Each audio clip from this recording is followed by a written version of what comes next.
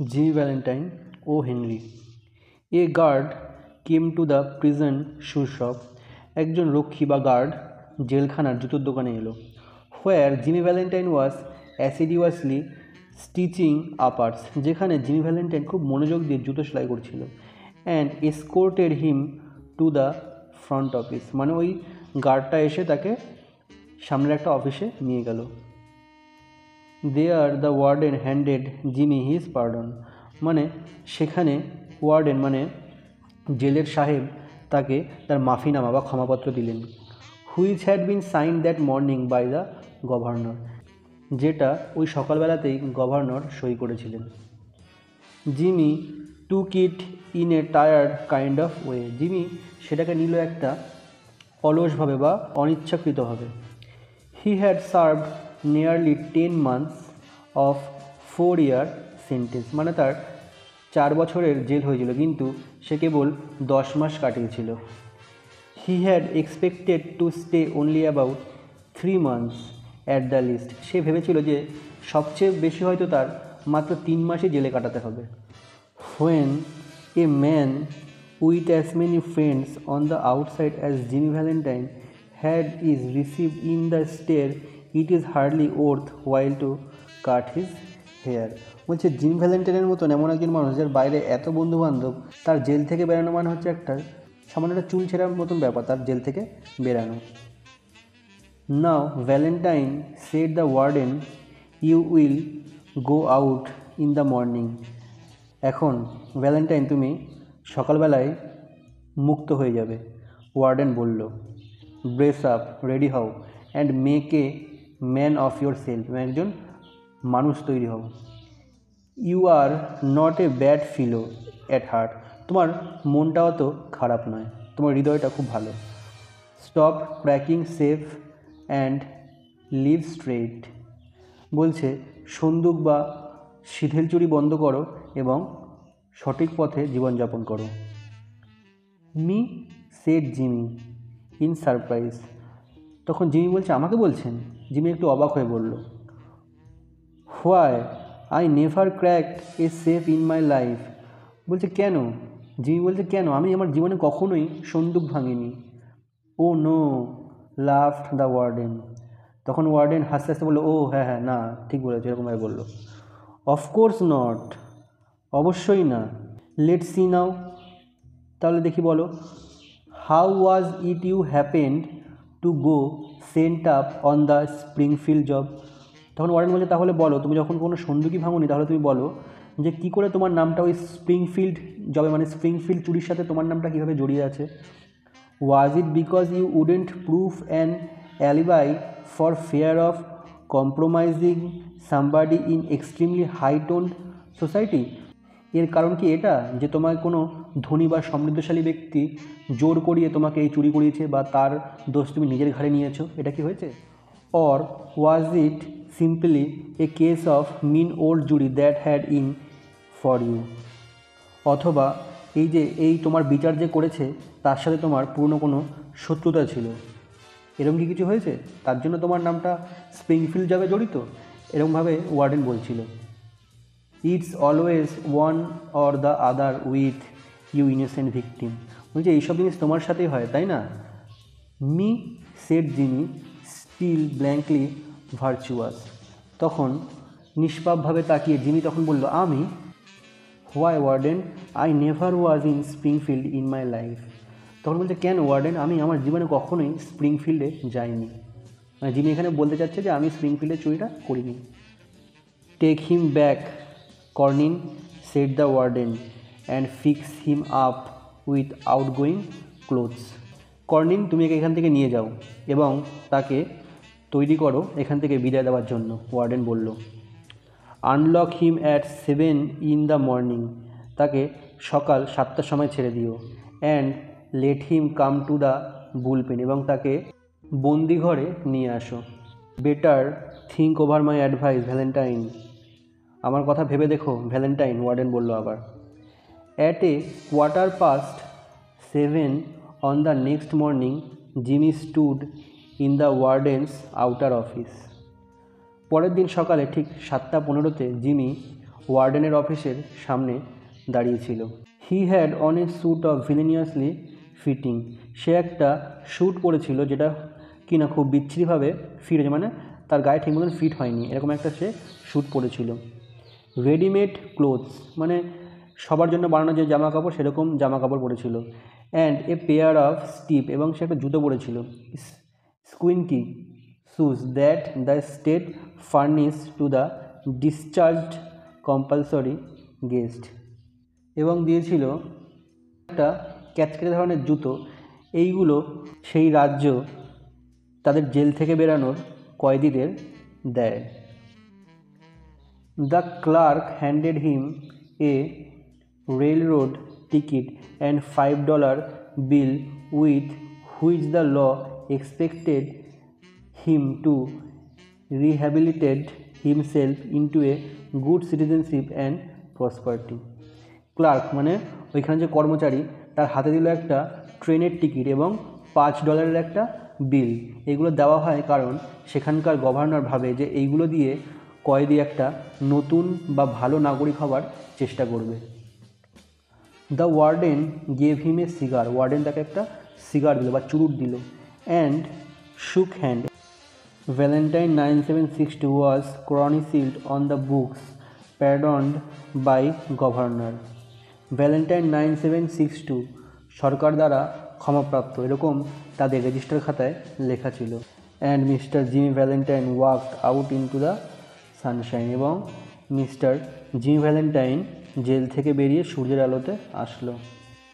ডিসরিগার্ডিং the song of the birds, the waving green trees and the smell of flowers, বলছে পাখির ডাক, গাছের সবুজ পাতা এবং ফুলের সুন্দর গন্ধগুলোকে সে পাত্তা না দিয়ে Jimmy headed straight for a restaurant, Jimmy সোজা চলে গেল একটা রেস্টুরেন্টে।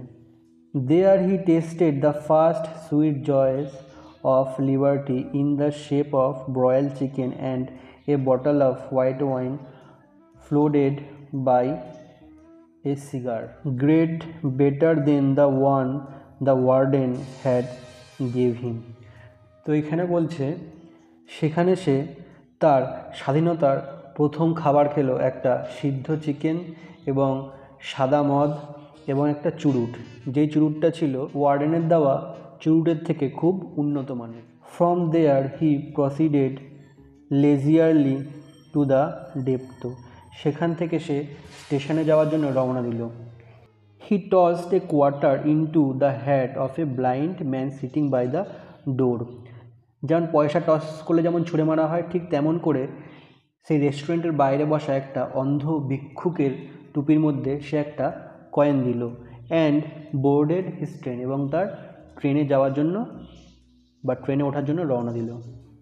3 hours set him down in a little town near the state line, তার গন্তব্যস্থলে যাওয়ার জন্য তার প্রায় 3 ঘন্টা সময় লাগলো। He went to the cafe of one Mike Dolan and shook hands with Mike who was alone behind the bar, সে সেখানে গিয়ে মাইক ডোলানের ক্যাফেতে গেল এবং মাইক ডোলানের সাথে হ্যান্ডশেক করলো। মাইক ডোলান তখন তার বারের ঠিক পেছন দিকটায় ছিল। Sorry we couldn't make it sooner Jimmy me boy said Mike, Mike বলল দুঃখিত জিমি, আমি তোমাকে তাড়াতাড়ি জেল থেকে বার করতে পারিনি। But we had that protest from Springfield to buck against, কিন্তু আমরা তোমার স্প্রিংফিল্ড চুরির জন্য সবসময় প্রতিরোধ করে গেছি তোমার পক্ষে। And the governor nearly black, কিন্তু গভর্নর মানছিলই না, তিনি রেগে বসেছিলেন। ফিলিং অল রাইট, তুমি ভালো আছো? মাইক জিজ্ঞেস করলো আবার। ফাইন সেড জিমি, বললো ভালো আছি। গট মাই কি, তখন জিমি বললো আমার চাবিটা আছে তোমার কাছে। হি গট হিজ কি and went upstair unlocking the door of A room at the rare, Jimmy তার চাবিগুলো নিয়ে সিঁড়ি দিয়ে ওপরে উঠে গেল এবং আর একটা চাবি নিয়ে তার ঘরের পেছনের দিকে একটা দরজা খুলল। Everything was just as he had left ইট, প্রতিটা জিনিস যেরকম সে রেখে গেছিলো জেলে যাওয়ার আগে ঠিক তেমনই রয়েছে। There on the floor was still Ben Price's collar button that had been torn from eminent detective shirt band when they had overpowered Jimmy to arrest him. মেঝেতে বেন প্রাইসের মানে একজন নামকরা গোয়েন্দা বেন প্রাইসের জামার কলার বোতামটা এখনও ঠিক সেই জায়গাতেই পড়ে আছে, যেটা কিনা জিমিকে জোর জবরদস্তি অ্যারেস্ট করার সময় তার জামা থেকে ছিঁড়ে পড়ে গেছিল। Pulling out from the wall folding bed, Jimmy slid back a panel in the wall and dragged out a dust-covered suitcase. দেওয়াল থেকে একটা ফোল্ডিং বেড বের করে এবং একটা প্যানেলকে সাইডে সরিয়ে সে একটা ধুলোযুক্ত একটা সুটকেস বার করলো। He opened this and gazed fondly at the finest set of burglar tools in the east. সে সেই সুটকেসটার দিকে খুব ফন্ডলি মানে আনন্দময়ভাবে তাকিয়ে রইল। এটা ছিল এই পূর্বের বা সেখানকার সবথেকে ভালো ডাকাতির সরঞ্জাম। It was complete set made of specially tempered steel. এটা ছিল পুরোপুরি একটা সেট যেটা কিনা স্টিল দিয়ে তৈরি, উন্নত মানের স্টিল দিয়ে তৈরি। The latest designs in drills, উন্নত মানের ড্রিল ছিল। পাঞ্চেস মানে ছিদ্র করার যন্ত্র ছিল। ব্রেস অ্যান্ড বিটস, চিমটা বা ছিদ্র করার এমন কিছু যন্ত্র আরও। জেমিনিস মানে হচ্ছে রড, ক্ল্যাম্পস মানে সাঁড়াশি, অ্যান্ড আর্জার্স, এটাও একটা ছিদ্র করার জিনিস। উইথ 2 or 3 নোভেলিটিস, এবং তাছাড়া আরও কিছু যন্ত্র ছিল। ইনভেন্টেড বাই জিমি হিমসেলফ, যেটা কিনা জিমি নিজে তৈরি করেছিল। In which he took pride, এগুলো নিয়ে তার খুব গর্ব। Over $900 they had cost him to have made it a place where they make such things for the profession. এই সমস্ত কাজকর্মের জন্য এই জিনিসগুলো যেখানে বানানো হয় সেখানে জিমিকে প্রায় $900 খরচা করতে হয়েছে এই সকল জিনিসগুলো তার বানানোর জন্য। In half an hour Jimmy went down stair and through the cafe. আধা ঘন্টার মধ্যে জিমি ওপর থেকে নিচে নামলো ক্যাফের মধ্যে দিয়ে। He was now dressed in tasteful and well fitting clothes and carried his dusted and clean suitcase in his hand. সে এখন নিচে নামলো খুব ভালো সুন্দর ফিট করা ড্রেস পরে, এবং তার হাতে ছিল সেই ধুলো এবং পরিষ্কার করা সুটকেসটা। Got anything on asked Mike Dolan genially. সহৃদয়ভাবে মাইক জিজ্ঞেস করলো, মাথায় কি আবার কোনো ফোন দিয়ে এটেছো নাকি? মি, আমি, said Jimmy in puzzled tone. Jimmy একটু অদ্ভুত স্বরে বলল, আমি? আই ডোন্ট আন্ডারস্ট্যান্ড, আমি বুঝতে পারছি না। I am representing the New York amalgamated short snap biscuit cracker and frazzled wheat company. আমি হচ্ছে নিউ ইয়র্কের amalgamated short snap biscuit cracker and frazzled wheat কোম্পানির representative. This statement delighted Mike to such an extent. এই কথা শুনে Mike একটু হতভম্ব হয়ে গেছিল। Statement delighted Mike to such an extent that Jimmy had to take shelters and milk on the spot. এই কথা শুনে মাইক একটু হতভম্ব হয়ে গেছিল কিছুক্ষণের জন্য। তো ততক্ষণে জিমি একটু এই কথাটা শুনে মাইক একটু হতভম্ব হয়ে যায় কিছুক্ষণের জন্য, যে জিমি ততক্ষণে এই কথা শুনে মাইক একটু হতভম্ব হয়ে যায়, এবং ওই সময় জিমি একটু দুধ মিশ্রিত কিছু পান করে নেয়। He had never touched hard drinks. Jimmy কখনোই অতিরিক্ত মদ্যপান করে না।